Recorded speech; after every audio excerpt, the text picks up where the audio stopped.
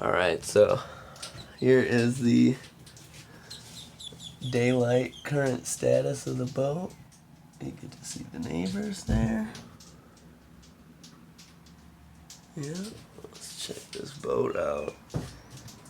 Got a sink. That's where I slept right there. It got a little hot. It rained a little bit. There's the marina, the boat dock that took a bunch, and there's the neighbor we're basically touching. Take you outside. Beautiful morning, actually.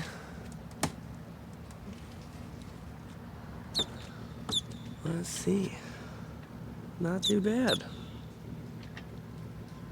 Night one was a success.